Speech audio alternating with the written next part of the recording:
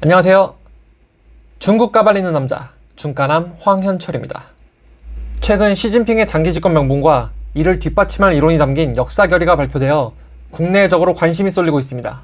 제목은 100년 분투의 중대 성취와 역사 경험에 관한 결의입니다. 36,000여자 분량의 역대 세 번째 역사 결의입니다. 첫 번째 역사 결의는 마오쩌둥이 발동한 정풍운동을 배경으로 합니다. 스탈린의 전폭적인 지지를 받은 마오쩌둥이 자신의 개인 숭배를 위해 당의 역사를 새로 쓸 것을 주장하면서 나왔습니다. 마오쩌둥 사상의 확립과 당장 명기를 이끌며 마오쩌둥 시대의 서막을 열었습니다. 두 번째 역사 결의는 마오쩌둥이 발동한 문화대혁명을 배경으로 합니다. 마오쩌둥 사후 문화대혁명으로 하방됐던 공산당 원로들이 잃어버린 권력과 지위를 되찾으면서 마오쩌둥 시대를 청산하는 과정에서 나왔습니다. 덩샤오핑 시대의 시작을 의미합니다. 이들 역사 결의의 공통점은 당내 권력 투쟁의 산물이자 과거 정산이고 또 새 시대의 시작을 의미한다는 점입니다. 세 번째 역사 결의도 마찬가지지만 조금 다릅니다. 제목만 봐도 알 수 있습니다. 앞서 발표된 찬양 1세기 6중전의 공보에서 예견된 부분이기도 합니다. 오직 시진핑에 의한 시진핑을 위한 역사 결의입니다. 시진핑은 이번 역사 결의를 두고 개혁개방 40년의 중대 성취와 역사 경험에 대한 전면적 총결산이 필요했고 여건도 갖추었다고 밝혔습니다. 본인 필요에 의해 작성한 역사 결의를 잘도 포장합니다. 이번 역사 결의 통과는 그 자체가 시진핑의 당내 권력 투쟁 승리를 의미합니다. 과거 청산은 없었습니다. 두 번째 역사 결의 이후 나타난 문제들은 개혁개방 이후에 성과를 거뒀지만 문제도 있었다. 시진핑의 지시로 문제가 개선되어 성과를 거뒀다로 표현되어 시진핑의 성과를 부각시키는 데 활용됐습니다. 그리고 이전 역사 결의의 과거 청산 내용은 아주 짤막하게 다뤘습니다. 그도 그럴 것이 자칫하면 자기 부정이 될 수 있기 때문입니다. 이번 결의에서 유감이라고 오늘 땐 뒤 문화대혁명을 다뤘지만 역시나 지난 결의에서 강조된 집단 지도 체제를 비롯해 개인 숭배 반대, 종신제 폐지 등은 일절 언급되지 않았습니다. 시진핑 본인이 파기한 내용이고 언급시 자기 부정이 될 수 있기 때문에 다룰 수 없었을 겁니다. 두 번째 결의는 마오는 위험이 절정에 달한 뒤 점차 교만해졌다. 대중과 단절됐다. 주관주의와 개인 독단 행태가 날로 심각해졌다. 당 중앙위에 군림했다. 집단지도 원칙을 파괴했다.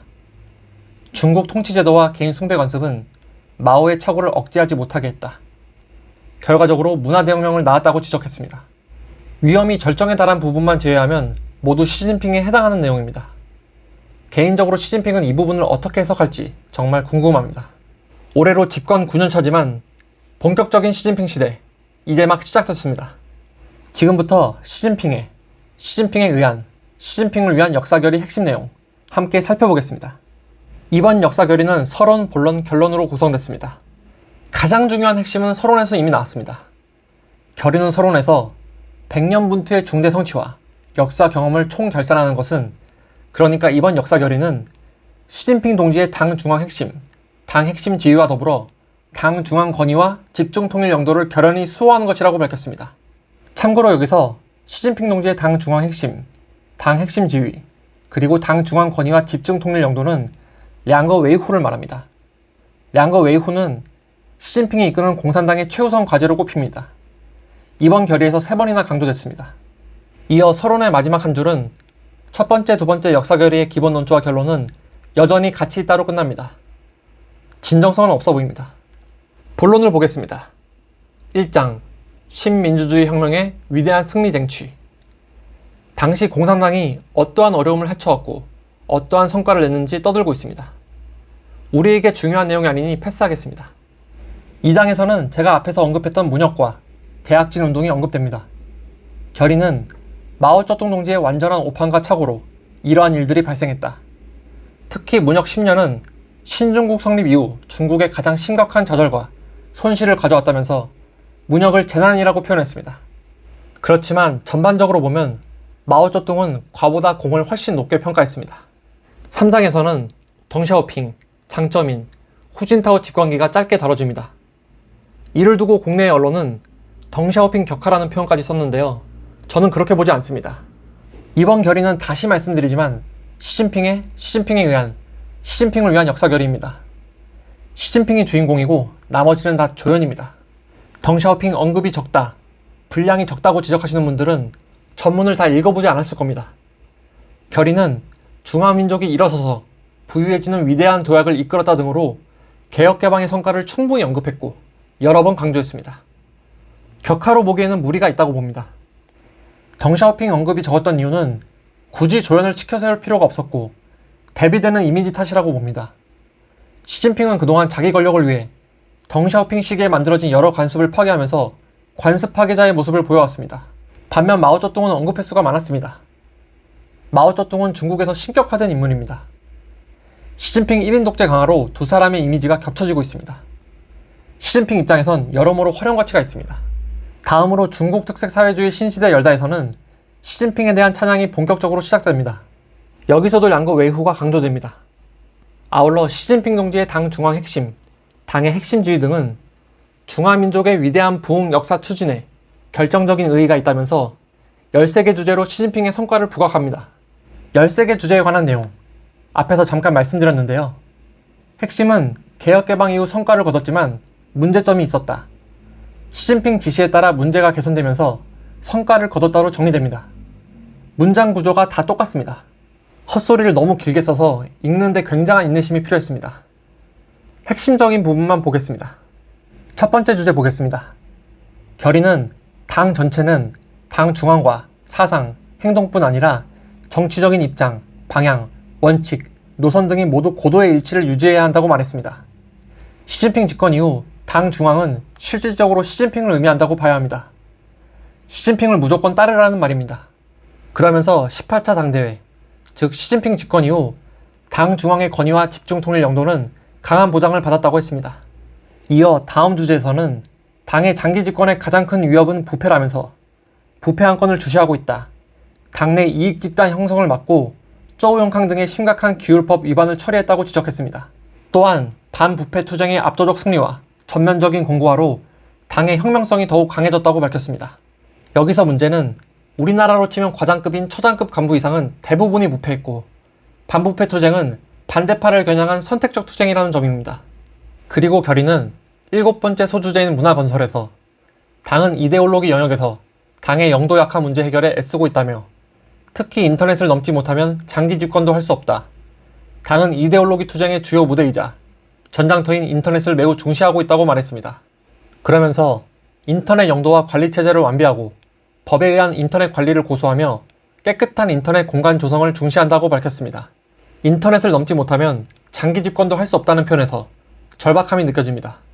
다음으로 국가안보 수호에서는 시진핑 동지는 국가안보 보장이 가장 중요한 일이라고 강조했다며 적대 세력의 침투, 파괴, 전복, 분열 활동을 결연히 응징하는 한편 홍콩과 대만, 신장, 티베트, 해양 등의 관련 투쟁을 전개하고 해양 강국 건설에 박차를 가하면서 효과적으로 국가안보를 수호하고 있다고 했습니다. 적대 세력은 구체적으로 언급하지 않았지만 미국을 말하는 것으로 보입니다. 12번째 주제에서 주목할 만한 점은 1949년 이후 첫 양안 정상회담 추진을 밝힌 부분입니다. 앞서 차이잉원은 국경절 연설에서 양안의 이견은 반드시 대화로 해결해야 한다고 강조한 바 있습니다. 중국 입장에서 대만 해협 긴장이 장기화되면 득보다 실이 큽니다. 중국은 동계올림픽도 앞두고 있습니다. 대만에 유화 제스처를 보낸 것이 아닌가 싶습니다. 마지막 주제인 외교에서는 인류 문명 공동체 구축을 추진하고 평화 발전 공평, 정의 민주 자유의 전 인류 공통 가치를 발전시켰다. 글로벌 거버넌스 개혁과 건설에 적극 참여했다. 유엔을 핵심으로 하는 국제체제와 국제법에 기초한 국제질서를 수호했다. 다자주의를 수호하고 실천하면서 일방주의, 보호주의, 패권주의 등에 반대했다. 코로나 관련 국제 공조 등으로 책임있는 대국 이미지를 드러냈다고 자화자찬했습니다. 그러면서 시진핑의 지난 성과를 다시 한번 찬양하고 공산당 100주년 연설 내용인 중화민족은 일어서서 부유해지고 강대해지는 위대한 도약을 맞았다를 인용해 마무리합니다. 5장 내용은 제목만 간단히 보겠습니다. 당의 100년 분투는 중국 인민의 미래와 운명을 뿌리째 바꿔놨고 암울하게 바꿔놨죠. 중화민족의 위대한 부흥을 실현하는 올바른 길을 열었다. 연기 아니고 짓밟았습니다. 마르크스주의의 강대한 생명력을 보여줬다. 이 부분은 강대한을 질긴으로 바꾸면 좋을 것 같습니다. 세계 역사 진전에 깊은 영향을 미쳤다. 진전이 아니고 깊은 영향은 부정적인 영향이죠. 마지막으로 시대를 거스르는 공산당을 만들었습니다. 이상입니다. 6장에서는 10가지 견지가 강조됐습니다. 이 부분은 앞부분에서 잠깐 말씀드린 6중 전의 공보에서 미리 공개된 내용입니다. 10가지 견지에 개혁개방이 들어가지 않은 것을 두고 말이 많았습니다. 저는 개인적으로 개혁개방은 6장을 제외한 부분에서 충분히 다뤄지고 강조되었기 때문에 지나친 해석은 불필요하다고 봅니다. 여기서는 10가지 견지 중 당의 영도 견지만 보겠습니다. 결의는 특히 당 중앙의 집중 통일 영도를 견지한다고 강조하며 당의 전면적 영도가 흔들리지 않고 당의 핵심과 당 중앙 권위를 결연히 지켜내야만 중국은 하나 되어 앞으로 나아갈 수 있다고 했습니다. 이 부분도 시진핑의 힘을 실어주는 내용입니다. 다음으로 결론에 해당하는 7장을 보겠습니다. 역시나 시진핑을 찬양하는 내용으로 채워졌습니다. 억지로 마지막 부분만 보겠습니다.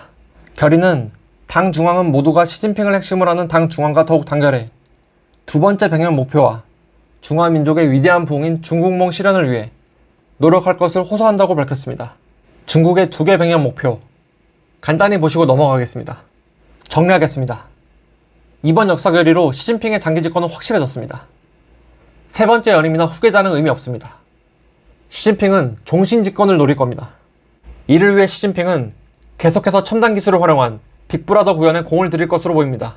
그렇지만 기술을 만드는 것도 활용하는 것도 인간이기에 한계가 있을 수밖에 없습니다. 같은 이유에서 시진핑의 장기 집권엔 많은 변수가 있다고 봅니다.